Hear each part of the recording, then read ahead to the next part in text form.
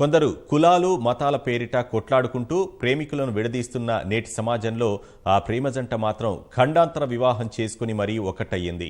Spain దేశానికి చెందిన మరియా అనే యువతిని జగిత్యాలకు చెందిన సాయి ప్రేమ వివాహం చేసుకున్నాడు. సికింద్రాబాద్ అల్వాల్లోని వెంకటేశ్వర స్వామి ఆలయంలో పెద్దల సమక్షంలో మూడుముళ్ల బంధంతో ఒకటయ్యారు.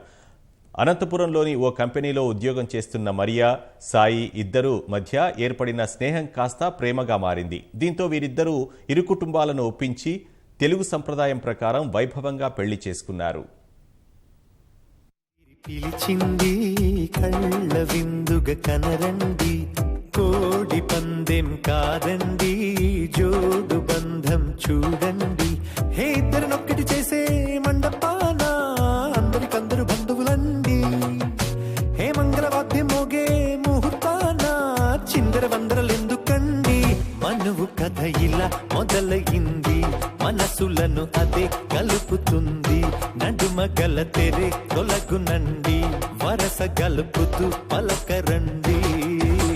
పెళ్లి పందిరి పిలిచింది, కళ్ళ విందుగ కనరండి.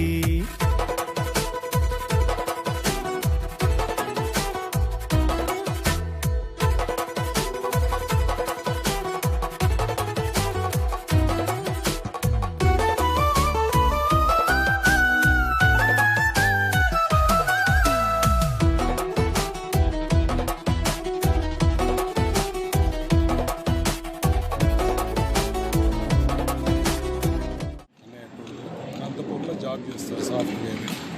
అమ్మాయి కూడా అక్కడ సోషల్ దీని కింద స్పానిష్కి వెళ్ళి వచ్చింది.